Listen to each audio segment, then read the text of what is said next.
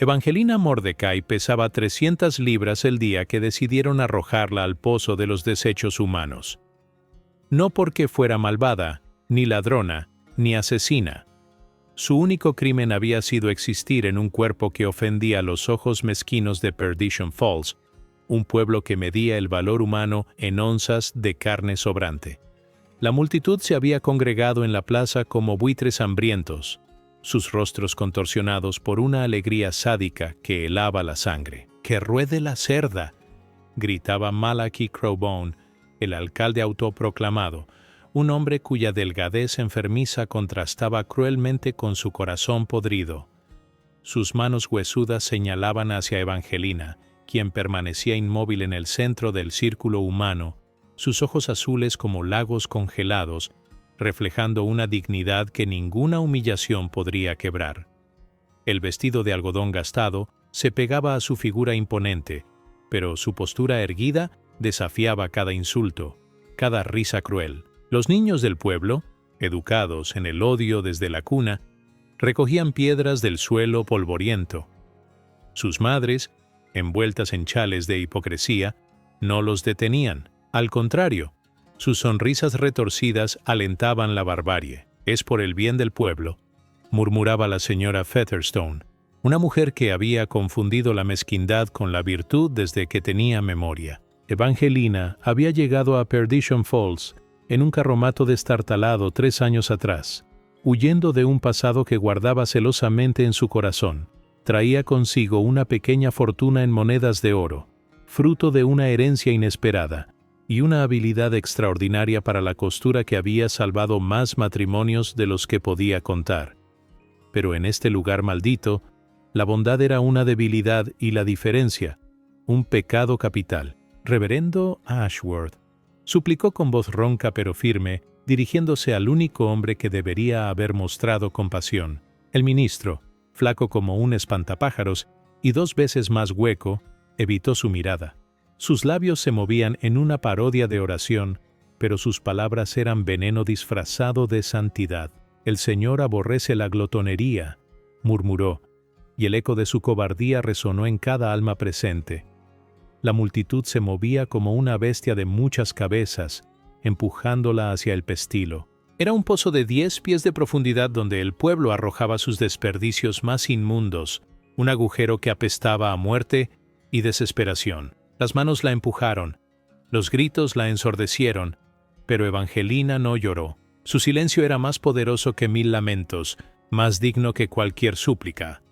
Cuando finalmente la arrojaron al fétido abismo, el impacto resonó como un trueno sordo. El pueblo entero contuvo la respiración por un momento, como si la gravedad de su acción hubiera penetrado brevemente sus conciencias endurecidas.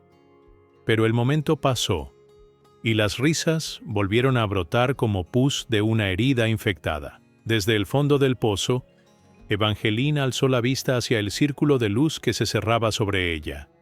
Los rostros que la miraban desde arriba parecían demonios en el infierno de su propia creación. «Que se pudra ahí», gritó alguien, y otros corearon el sentimiento con entusiasmo salvaje.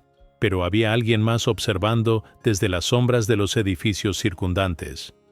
Una figura silenciosa envuelta en pieles de ante y plumas de águila, cuyos ojos negros habían sido testigos de la crueldad humana en todas sus formas. Kitanawa, el apache solitario, había visto cómo los hombres blancos trataban a los diferentes, y algo en el coraje silencioso de esa mujer despertó un eco en su alma marcada por la injusticia.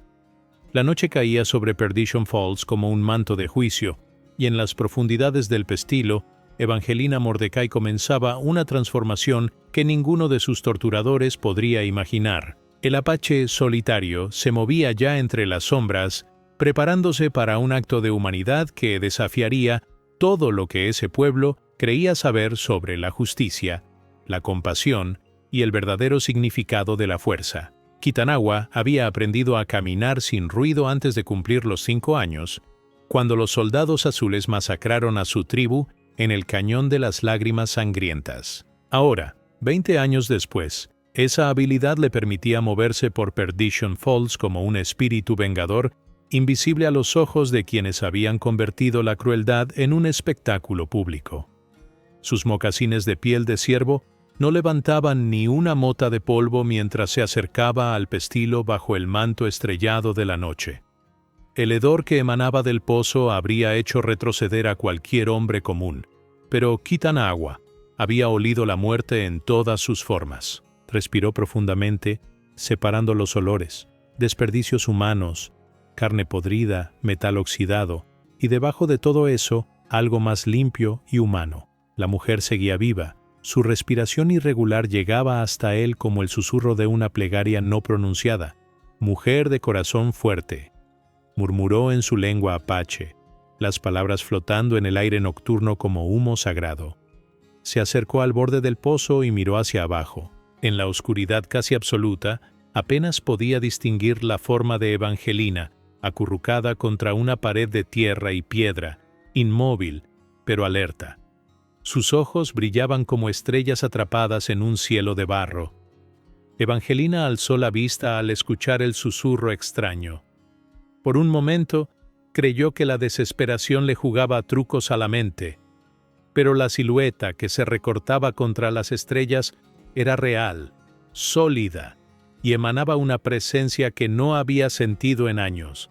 Respeto, no lástima, no repugnancia, sino el reconocimiento de un ser humano hacia otro. «¿Quién eres?», preguntó con voz ronca, sin atreverse a creer en la posibilidad de ayuda. Las palabras salieron como croar de rana, pero llevaban dentro toda la dignidad que le quedaba. Kitanawa no respondió inmediatamente.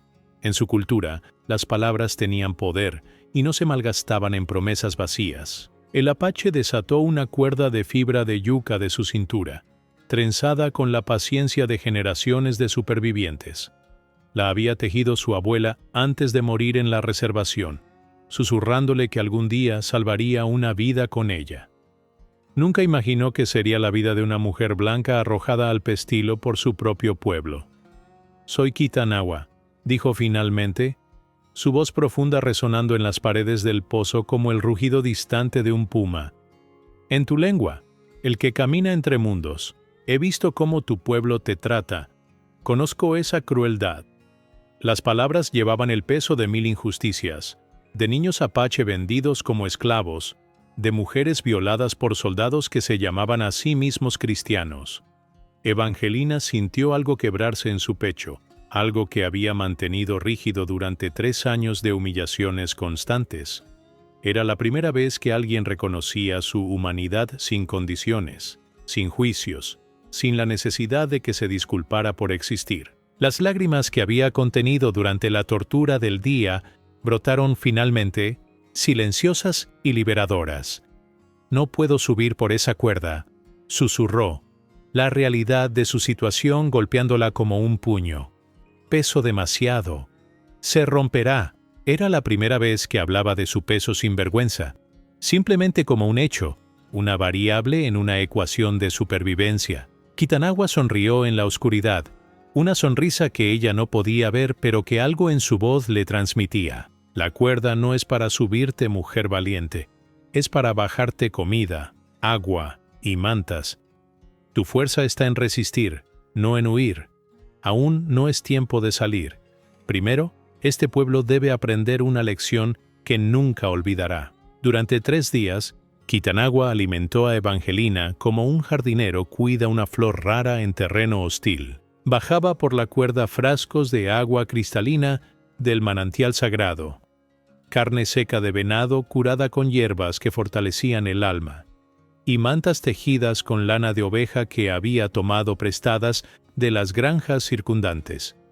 Cada regalo descendía acompañado de palabras que sanaban heridas más profundas que las físicas. «En mi tribu», le contaba mientras ella comía con delicadeza, conservando cada migaja como si fuera oro. Las mujeres de gran tamaño eran consideradas bendecidas por los espíritus. Significaba que la tierra era tan generosa que podía alimentar cuerpos abundantes. Era señal de prosperidad y poder espiritual. Sus palabras caían como lluvia sobre tierra seca, empapando un corazón que había olvidado lo que era ser valorada. Evangelina escuchaba estos relatos mientras cosía con hilo que él también le había proporcionado.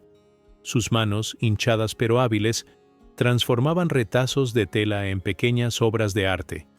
Muñecas para niños imaginarios, pañuelos bordados con flores que nunca habían crecido en este suelo maldito, manteles que habrían embellecido las mesas más elegantes. Era su forma de mantener la cordura y de agradecer la bondad inexplicable de este extraño. El pueblo de Perdition Falls había comenzado a experimentar una serie de accidentes inexplicables. Al alcalde Crowbone se le llenó la casa de serpientes de cascabel que aparecieron misteriosamente en cada habitación. La señora Featherstone despertó con el cabello lleno de miel y cubierto de abejas furiosas. El reverendo Ashworth encontró su púlpito adornado con calaveras de animales y plumas negras, símbolos que su conciencia culpable interpretó como augurios del infierno. «Es brujería», susurraban las mujeres del pueblo, persignándose con manos temblorosas. «Es la venganza de la gorda desde el pozo», murmuraban los hombres, mirando con nerviosismo hacia el pestilo que ahora evitaban como si fuera un pozo de demonios. Pero Evangelina no era bruja. Era simplemente una mujer que había encontrado un ángel guardián con plumas en lugar de alas. Kitanagua se movía por el pueblo como una sombra vengadora, estudiando a cada torturador, memorizando sus rutinas, identificando sus miedos más profundos. No buscaba causar daño físico. Eso habría sido demasiado simple, demasiado parecido a la justicia brutal que estos hombres entendían. Su venganza era más sutil, despertar en ellos la conciencia que habían sepultado bajo capas de odio y cobardía. «¿Por qué haces esto por mí?», le preguntó Evangelina una noche, cuando la luna llena convertía el pozo en un pozo de plata líquida. Su voz había recuperado fuerza, alimentada no solo por la comida sino por la dignidad restaurada. Kitanagua permaneció en silencio tanto tiempo que ella pensó que no respondería. «Porque una vez», comenzó finalmente, «yo también fui arrojado a un pozo, no de tierra y piedra, sino de odio y desprecio. Los soldados mataron a mi familia y me dijeron que era menos que humano por el color de mi piel y la forma de mi nariz. Aprendí que la crueldad es la misma bestia, sin importar quién la alimente o quién la sufra». Evangelina cerró los ojos, absorbiendo la enormidad de esa revelación. En su corazón creció una comprensión que trascendía las diferencias de raza, cultura y experiencia. Ambos habían sido juzgados por su apariencia, ambos habían sido deshumanizados por la ignorancia. Ambos habían sobrevivido aferrándose a un núcleo de dignidad que ninguna crueldad podía tocar. «Cuando salgamos de aquí», dijo ella con una determinación que la sorprendió a sí misma, «ya no seremos las mismas personas que fuimos. Ellos creen que me están destruyendo, pero en realidad me están forjando». Sus palabras flotaron hacia arriba como oraciones, y Kitanagua supo que había encontrado no solo a alguien que salvar, sino a alguien que lo salvaría a él también. La transformación había comenzado para ambos, en el fondo de un pozo que se había convertido en el lugar más sagrado de sus vidas. La cuarta noche trajo consigo una tormenta que azotó Perdition Falls como el látigo de un dios furioso.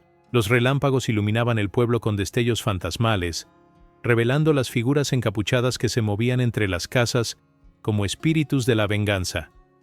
Kitanagua había reclutado ayuda de los lugares más inesperados, los marginados, los rechazados, los que habían sufrido el desprecio del pueblo, pero nunca habían tenido la fuerza para resistir. Jeremiah Tattercoat, el viejo mendigo al que escupían por sus harapos, Serafina Blackwater, la prostituta que había envejecido más allá de la utilidad según los hombres del pueblo, Tobias Moonface, el niño con labio leporino al que los otros niños apedreaban. Todos habían sentido el aguijón del rechazo, y todos habían respondido al llamado silencioso del Apache, cuando les susurró al oído: «Ha llegado la hora de que los crueles conozcan el miedo». Desde el fondo del pozo, Evangelina escuchaba los gritos y lamentos que llegaban amortiguados por la distancia y la lluvia. No era violencia física lo que causaba esos sonidos de terror, era algo mucho más poderoso: la confrontación con la propia conciencia.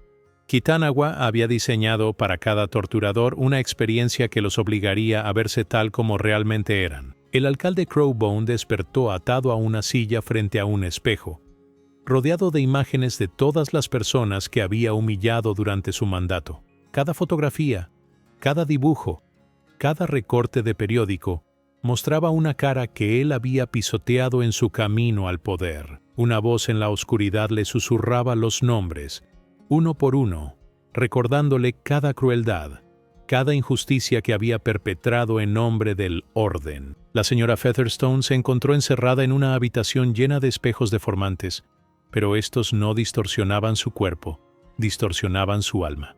En cada reflejo veía la fealdad de su corazón magnificada, los años de chismes venenosos, de crueldad disfrazada de moralidad, de odio vestido con ropajes de virtud.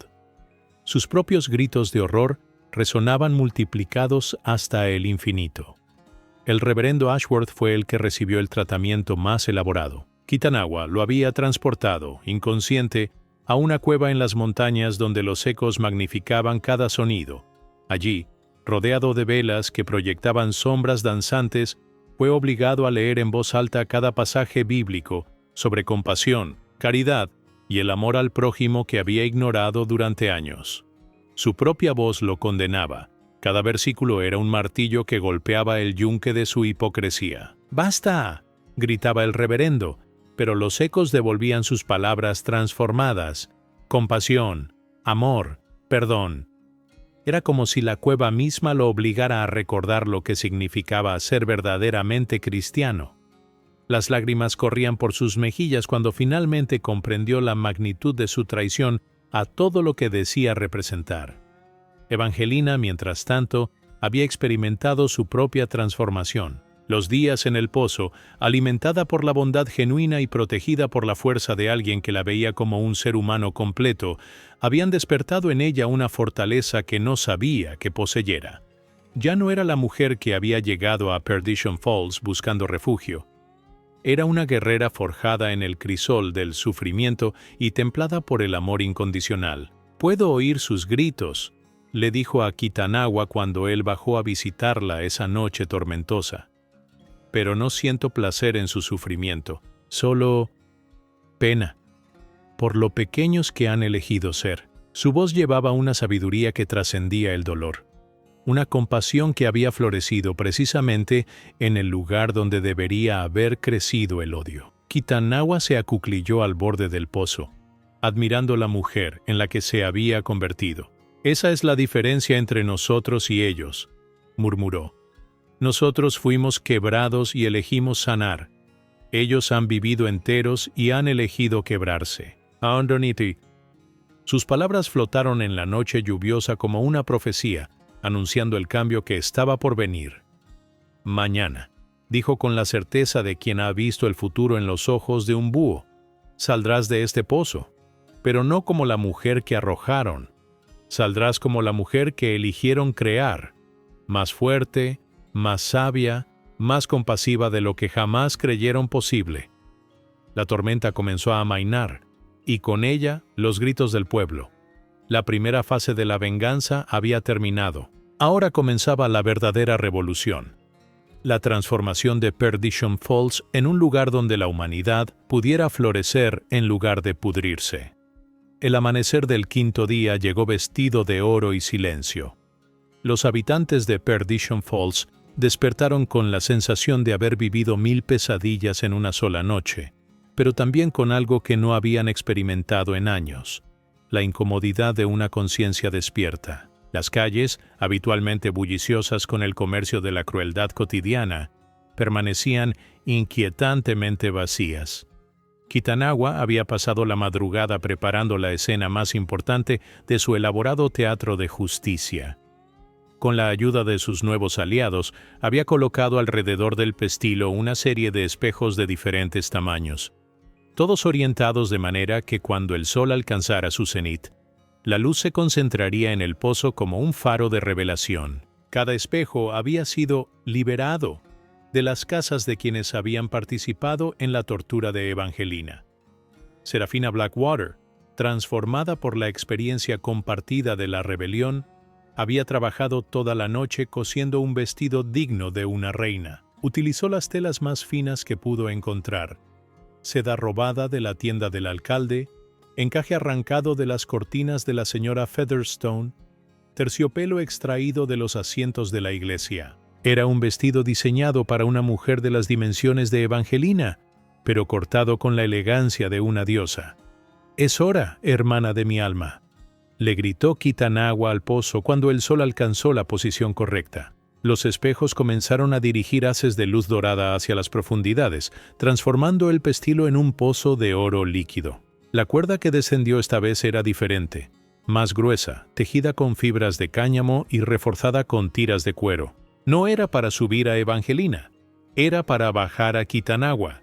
El apache descendió como un ángel guerrero, sus plumas brillando bajo la luz concentrada. En sus brazos llevaba el vestido de Serafina, y en su corazón el peso de una misión que trascendía la venganza para convertirse en resurrección. «Has esperado suficiente, mujer de corazón de acero», le dijo mientras la ayudaba a ponerse el vestido que la transformó al instante en una diosa de proporciones épicas. Evangelina se miró en el fragmento de espejo que él había bajado días antes, y por primera vez en años no vio a una mujer demasiado grande para el mundo.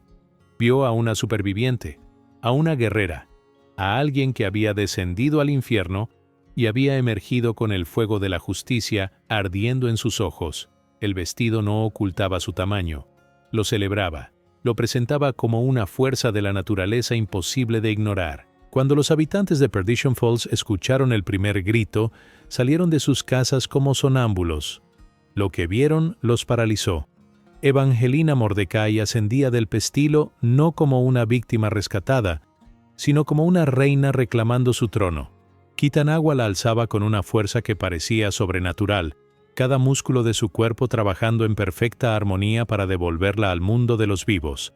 El alcalde Crowbone, demacrado por su noche de revelaciones, se tambaleó hacia adelante. Sus ojos antes fríos como el acero, ahora reflejaban algo parecido al terror y, más profundamente, al reconocimiento de su propia monstruosidad. «Evangelina», susurró, pero su voz se quebró antes de poder formar una disculpa que sabía que era insuficiente. La señora Featherstone cayó de rodillas, sus manos temblorosas cubriéndose el rostro. Los espejos que habían sido colocados estratégicamente le devolvían su imagen multiplicada al infinito, pero ahora veía en cada reflejo no a una mujer virtuosa, sino a la criatura cruel en la que se había convertido. «Perdón», murmuró, pero la palabra sonó hueca incluso a sus propios oídos. El reverendo Ashworth se acercó lentamente, su Biblia abrazada contra el pecho como un escudo inútil. La noche en la cueva lo había quebrado y reconstruido, y ahora enfrentaba a la mujer cuya humanidad había negado con sus palabras piadosas. «Señora Mordecai», comenzó, pero ella alzó una mano que brillaba con la autoridad de quien ha resucitado de entre los muertos. «Silencio», dijo Evangelina, y su voz resonó con el poder de una mujer que ha mirado a la muerte a los ojos y ha elegido vivir. El pueblo entero contuvo la respiración, esperando las palabras que definirían su futuro. En ese momento de silencio absoluto, rodeada por los espejos que capturaban y multiplicaban la luz del sol, Evangelina Mordecai se erigió como un faro de dignidad en un mundo que había olvidado su significado. Evangelina permaneció inmóvil en el centro de la plaza, rodeada por la multitud que días antes había clamado por su destrucción. Su presencia llenaba el espacio como una catedral, y cada persona presente sintió el peso de sus propias acciones reflejado en sus ojos serenos pero implacables. Kitanawa se mantuvo a su lado, no como guardaespaldas, sino como testigo de una transformación que ambos habían forjado en el crisol del sufrimiento compartido. 5 días. Comenzó Evangelina, su voz clara como el agua de manantial pero profunda como el cañón. 5 días estuve en el pozo que ustedes crearon para mi humillación. 5 días respiré el hedor de su odio, alimentándome no de comida, sino de la compasión de un extraño que reconoció mi humanidad cuando ustedes la habían negado. Cada palabra era una gota de ácido que disolvía las justificaciones que habían construido para su crueldad. El alcalde Crowbone intentó hablar, pero Evangelina continuó sin mirarlo. En esos 5 días, aprendí algo que ustedes nunca entenderán. que el tamaño de un corazón no se mide por las libras de carne que lo rodea, sino por su capacidad de amar incluso cuando es odiado, de perdonar incluso cuando es traicionado, de mantener la dignidad incluso cuando es pisoteado. Señaló hacia el pozo del que había emergido como una diosa vengadora. Ustedes pensaron que me estaban castigando por mi apariencia, pero en realidad se estaban castigando a sí mismos. Cada risa cruel que resonó mientras caía, cada insulto que gritaron con alegría, cada momento de placer que sintieron en mi dolor, fue un clavo más en el ataúd de sus propias almas. La señora Featherstone sollozaba abiertamente, pero Evangelina no había terminado. Su mirada se dirigió al reverendo Ashworth, quien temblaba como una hoja en tormenta. Usted, que habla en nombre de un Dios de amor, justificó mi tortura con versículos sagrados, convirtió la palabra divina en un látigo para golpear a los vulnerables. ¿Qué clase de fe es esa que se alimenta del sufrimiento ajeno? Kitanawa observaba fascinado cómo esta mujer, que había conocido como víctima, se transformaba ante sus ojos en jueza, en profetisa, en la voz de una justicia que trascendía la venganza. No había odio en sus palabras, sino algo mucho más poderoso, la verdad desnuda que corta más profundo que cualquier espada. Pero aquí estoy, continuó Evangelina, extendiendo sus brazos como abarcando todo el pueblo. No para destruirlos como ustedes buscaron destruirme, sino para ofrecerles algo que no merecen, pero que todos necesitamos: la oportunidad de ser mejores de lo que han elegido ser. El silencio que siguió a estas palabras fue tan profundo que se podía escuchar el latido del corazón colectivo del pueblo. Durante estos días han experimentado el miedo que yo sentí, la humillación que me impusieron, la soledad que crearon para mí. Pero a diferencia de ustedes, yo no encuentro placer en su sufrimiento. Lo que siento es pena. Una pena inmensa por todo el tiempo que han desperdiciado alimentando el odio cuando podrían haber cultivado el amor. Un niño pequeño se abrió paso entre la multitud, uno de los que había recogido piedras para arrojárselas. Sus ojos estaban llenos de lágrimas y confusión. «Señora», susurró con voz temblorosa, «¿puedes perdonarnos?». La pregunta del niño resonó como una campana en el silencio, y Evangelina sintió que algo se movía en las profundidades de su alma. Se acercó al niño y se arrodilló para estar a su altura, sus rodillas tocando el polvo de la plaza donde había sido humillada. «Pequeño», le dijo con una ternura que contrastaba con la autoridad de momentos antes, «el perdón no es algo que se da o se niega, es algo que se elige. Yo elijo perdonar porque mi corazón es demasiado grande para cargar con el peso del rencor». El niño la abrazó entonces, sus pequeños brazos rodeando su cuello, y en ese gesto simple, todo el pueblo vio reflejada la posibilidad de redención. Uno por uno, comenzaron a acercarse, no para pedir perdón con palabras vacías, sino para tocar el borde de su vestido, para sentir que la humanidad que habían tratado de destruir había emergido más fuerte y más luminosa que nunca. Lo que siguió no fue una reconciliación instantánea, sino un proceso lento y doloroso que se extendió durante semanas, como la curación de una herida profunda. Evangelina estableció su hogar no en el centro del pueblo, sino en sus márgenes, en una cabaña que Kitanawa y los marginados construyeron con sus propias manos. Era un santuario donde los quebrantados podían llegar a sanar, sin importar si habían sido víctimas o victimarios. La primera en llegar fue, sorprendentemente, la señora Featherstone. Llegó al amanecer con los ojos hinchados de llorar y las manos llenas de heridas autoinfligidas en su desesperación por expiar su culpa. Evangelina la recibió sin palabras de reproche, solo con un tazón de sopa caliente y un silencio que permitía que la verdad se asentara entre ellas como sedimento en agua cristalina. «No sé cómo vivir con lo que hice», murmuró la señora Featherstone, sus palabras apenas audibles. Evangelina trabajaba en su costura mientras escuchaba, sus manos creando belleza mientras su visitante destruía las justificaciones que había construido durante años. «Siempre me dije que protegía los valores del pueblo, que mantenía los estándares morales, pero solo estaba alimentando mi propia fealdad interior». Kitanawa, que había adoptado el papel de guardián silencioso de este proceso de sanación, observaba desde las sombras cómo Evangelina trabajaba magia más poderosa que cualquier medicina apache. No curaba con hierbas o rituales, sino con presencia, con la capacidad de sentarse junto al dolor sin juzgarlo, de permitir que las heridas supuraran hasta quedar limpias. El perdón, le dijo Evangelina a la señora Featherstone mientras bordaba flores en un pañuelo. No significa que lo que hiciste esté bien. Significa que no permitiré que tu maldad defina quién soy yo. Es una liberación que me doy a mí misma, no un regalo que te hago a ti. Sus palabras eran como bisturí que cortaba hasta el hueso de la verdad, pero también como bálsamo que sanaba lo que cortaba. El reverendo Ashworth llegó la segunda semana, arrastrando los pies como un hombre que ha perdido la fe en sí mismo. Su Biblia, antes empuñada como arma, ahora colgaba de sus manos como un peso muerto. Se sentó en el suelo de la cabaña, incapaz de mirar a Evangelina a los ojos, y comenzó a hablar en un susurro quebrado. «He leído la Biblia 1000 veces», murmuró, «pero nunca la había entendido hasta que me vi obligado a confrontar mis propias palabras. Cristo lavó los pies de sus discípulos, comió con prostitutas y publicanos, tocó a los leprosos. Y yo convertí su amor en odio, su compasión en crueldad. Sus lágrimas caían sobre las páginas sagradas, manchando las palabras que había tergiversado durante años». Evangelina dejó su costura y se acercó al reverendo. Con una gentileza que contrastaba con su imponente presencia, colocó una mano sobre su cabeza inclinada. «El verdadero cristianismo», dijo con voz suave pero firme, «no se encuentra en los sermones que predica, sino en los corazones que toca. No en las palabras que cita, sino en las acciones que inspira.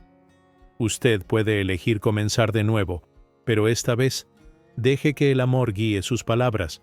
El alcalde Crowbone fue el último en llegar, y lo hizo no por voluntad propia, sino arrastrado por el peso de una culpa que lo estaba consumiendo vivo. Su cuerpo, siempre delgado, ahora parecía esquelético, como si la maldad que había albergado durante años finalmente hubiera comenzado a devorarlo desde adentro.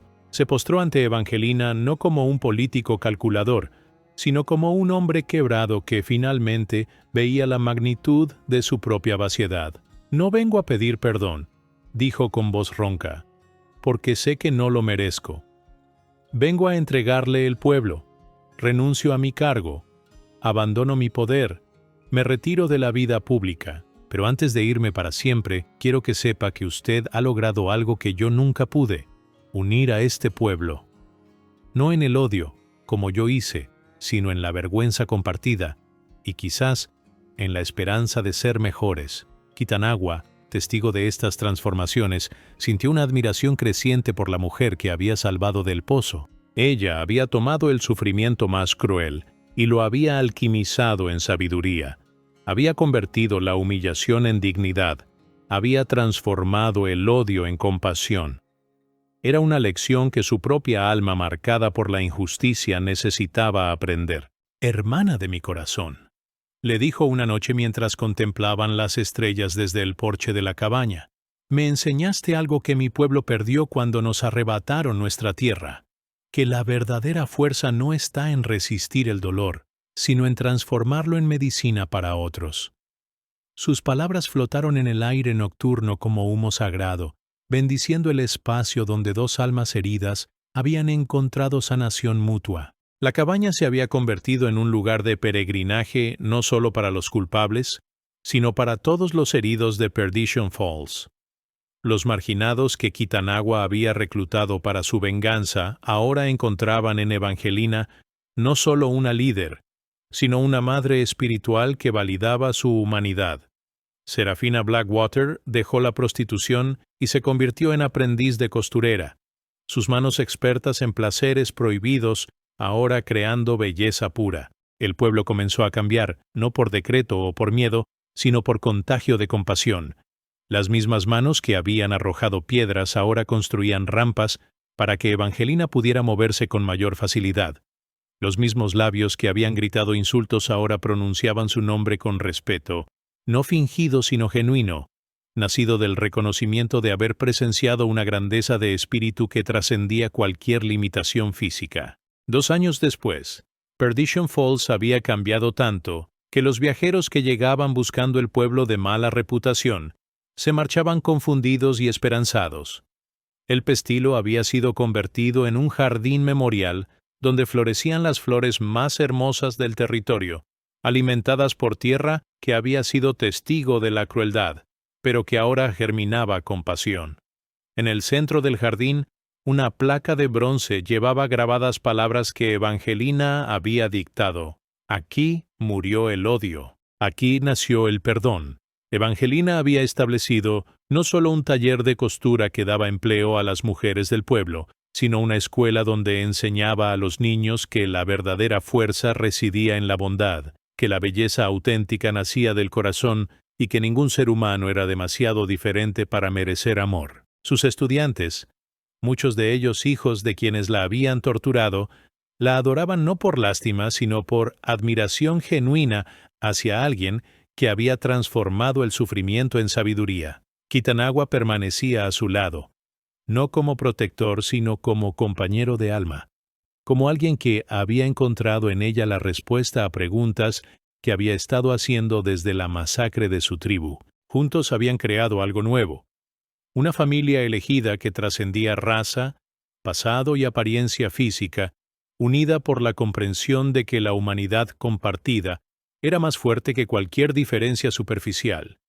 El reverendo Ashworth había reconstruido su ministerio sobre cimientos de humildad auténtica.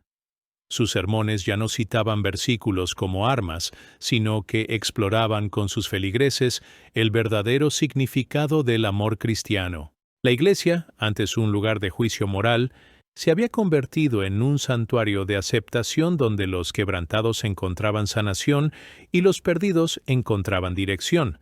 La señora Featherstone había transformado su chismorreo venenoso en una red de apoyo comunitario que cuidaba de los ancianos, alimentaba a los hambrientos y consolaba a los enlutados. Su lengua, antes afilada como navaja para herir, ahora era suave como seda para curar. Su transformación era tan completa que los recién llegados no podían creer que esta mujer bondadosa hubiera sido alguna vez el corazón de la crueldad del pueblo. Una tarde de primavera, mientras Evangelina enseñaba a un grupo de niños a coser, llegó un carromato polvoriento cargado de forasteros.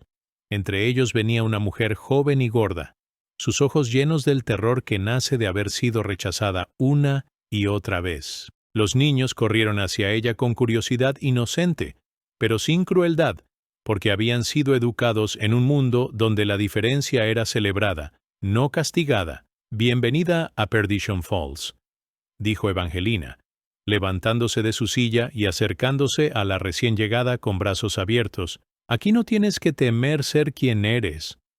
La mujer joven la miró con incredulidad, buscando en su rostro señales de burla o condescendencia, pero solo encontró la luz cálida de la aceptación incondicional. «¿Es verdad lo que dicen?», susurró la joven, «que este lugar ha cambiado, que la gente aquí es diferente». Evangelina sonrió, una sonrisa que irradiaba la paz de quien ha encontrado su propósito en la vida. «No somos diferentes», respondió. «Somos humanos.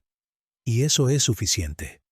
Kitanawa observaba la escena desde la ventana de la cabaña, sus ojos brillando con una emoción que había creído perdida para siempre.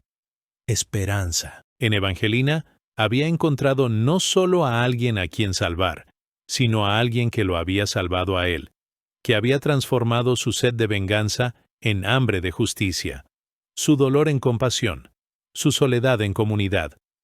Esa noche, mientras las estrellas brillaban sobre el pueblo transformado, Evangelina y Kitanawa se sentaron en su porche habitual. El aire nocturno llevaba el aroma de las flores que crecían donde antes había estado el pozo de los desechos, y el sonido distante de risas infantiles que jugaban sin crueldad, sin exclusión, sin miedo. «¿Sabes qué es lo más hermoso de todo esto?», preguntó Evangelina, su voz suave como terciopelo en la oscuridad. Kitanawa esperó, sabiendo que sus palabras serían una revelación. Que no necesitamos ser perfectos para ser dignos de amor. No necesitamos cambiar nuestro cuerpo para cambiar el mundo.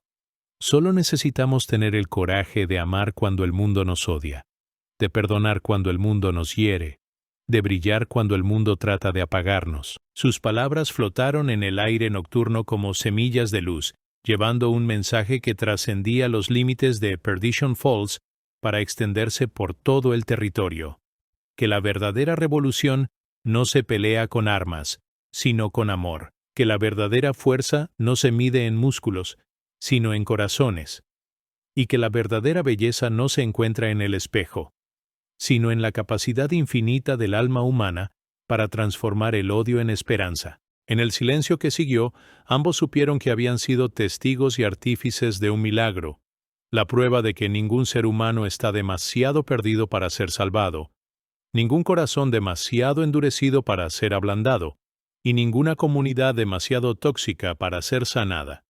Habían demostrado que el amor, cuando es auténtico y valiente, puede mover montañas, cambiar pueblos y transformar enemigos en familia. El viento nocturno susurraba entre los árboles una canción de esperanza, y en algún lugar del vasto territorio del oeste, otra alma herida comenzaba su viaje hacia Perdition Falls, atraída por las historias de un lugar donde los diferentes eran celebrados, donde los quebrantados encontraban sanación, y donde una mujer llamada Evangelina Mordecai había demostrado que el amor verdadero no conoce límites, fronteras ni condiciones. La historia había terminado, pero el legado apenas comenzaba.